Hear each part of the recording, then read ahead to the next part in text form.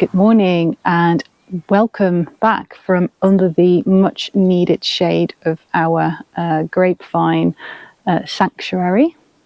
This week's video, famous last words, is going to be a bit shorter because we have not made a lot of progress in terms of the kitchen renovation, but we did want to show you around the now proper summer garden and what is waiting for us in terms of fruit and what isn't as well.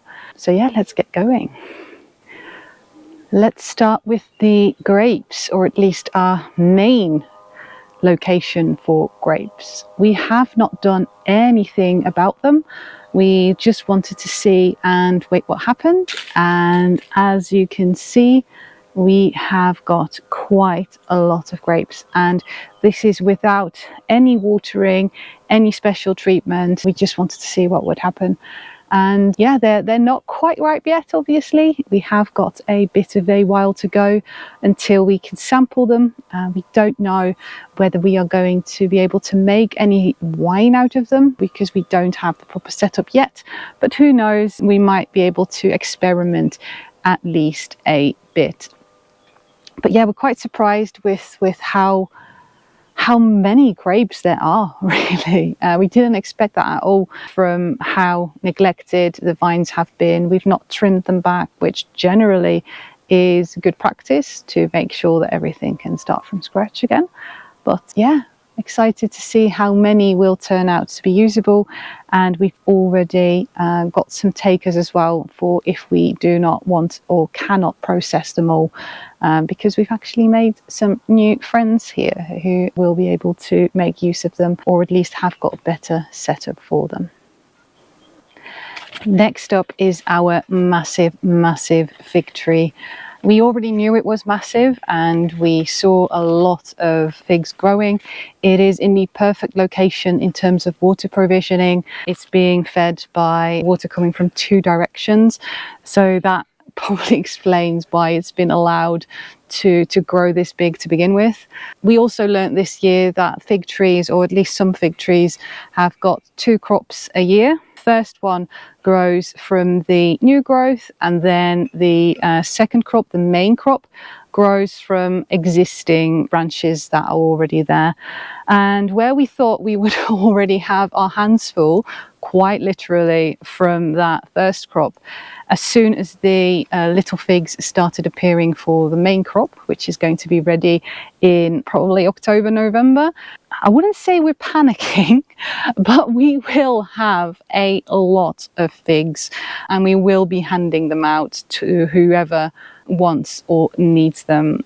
Neighbours, passers-by. We might have to just start chucking them at people and just beg them to please take them, because we will have so many figs. We will be trying to use as many as we can. We love figs, and there's a lot of recipes to try and explore.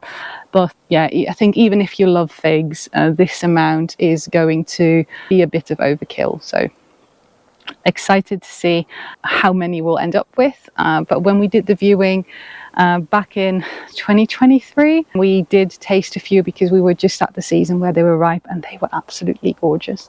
So yeah, really looking forward to that.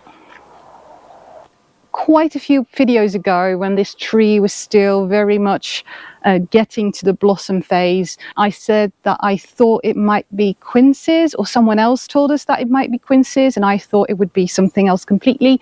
In the end, it turns out to be one of our three main apple trees. Even though the brand is still undecided, it could be Liberty apples, it could be Anna apples. With a bit of luck, we'll be able to determine them when they have grown a bit more. But so far it is looking relatively healthy. I think we can do better when we prune it back properly and get some irrigation going again as well. This tree is quite near a bit of water, but I think with the way things have been allowed to grow, it's not getting the optimal amount of water, but still enough to produce quite a few apples for us to, with a bit of luck again, use in some apple pies in the autumn. We're leaving them grow for now. Let's see where they, let's see how they end up. Hopefully they will be nice. As far as our peach trees go, I think we'll eventually have to start from scratch. The ones that we got have survived off of much older branches, and while they are still delivering some fruit, if we want more, it's probably better to plant a few new trees. But until then, as long as they keep producing, I think we will keep them on the side and at least have a few peaches of our own.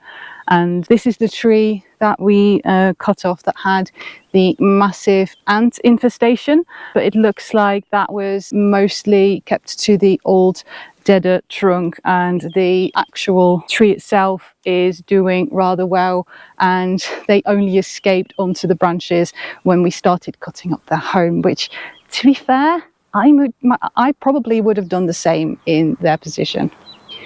The Lowquats trees have been less of a success.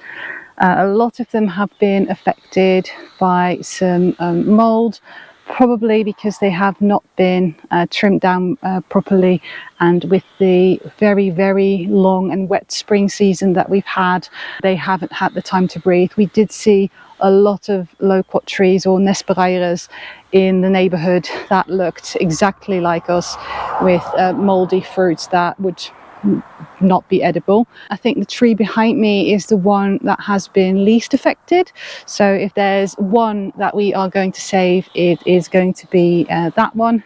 We have 4 more of those trees, and we will see what we can do to salvage them, or at least some of them, because even if we can salvage all of them, the question is, do we really need so many loquats or nespereiras?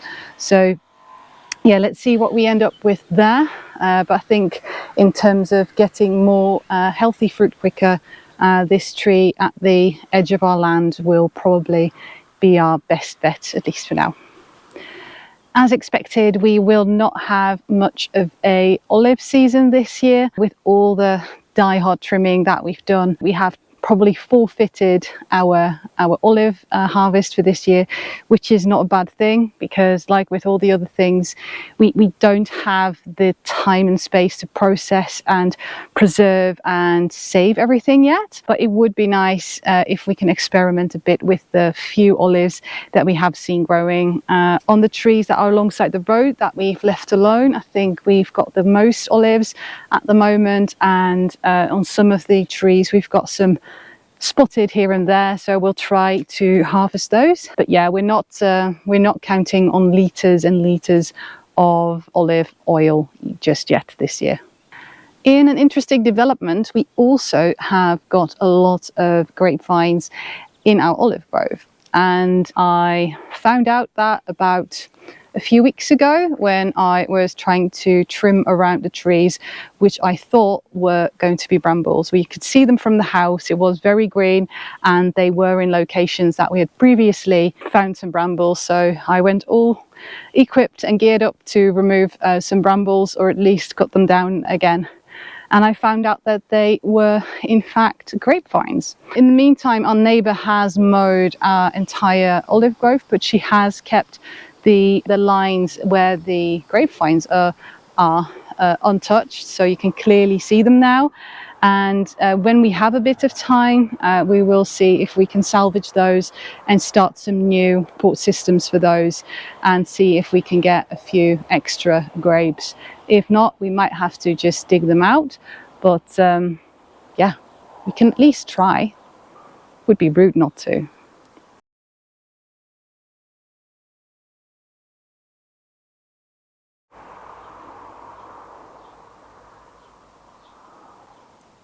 No?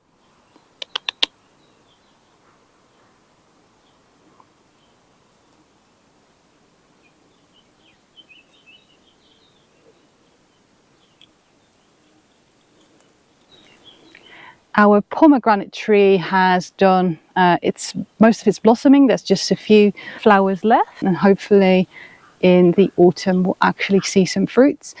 From what we saw on the tree when we got here back in December or November, it did have quite a lot of unharvested fruits. So yeah, again, fingers crossed, so many fingers crossed, that we will get some nice pomegranates as well. It's looking promising.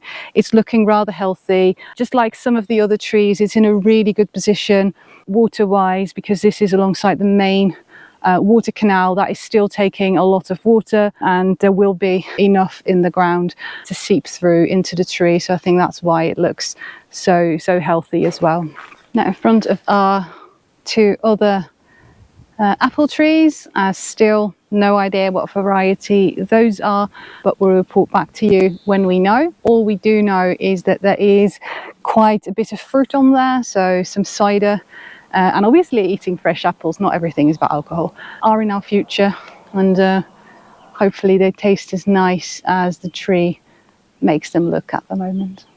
This little pear tree is kind of going strong, but also totally not going strong. It looks like conference pears, which are lovely, but so far they are really tiny. We've not done any watering, and I think it's in a bit of a weird location.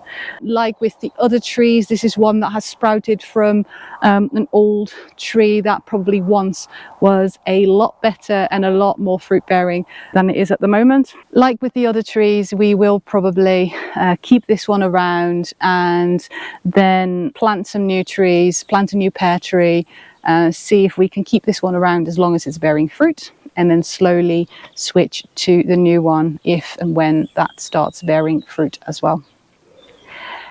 And we're at the end of this week's video. I hope you enjoyed it, getting to see a bit what's going on outside on the land and what kind of fruit we've got upcoming, and appreciating hopefully how much we still have to learn, have to fix, have to figure out, but it's all part of the journey.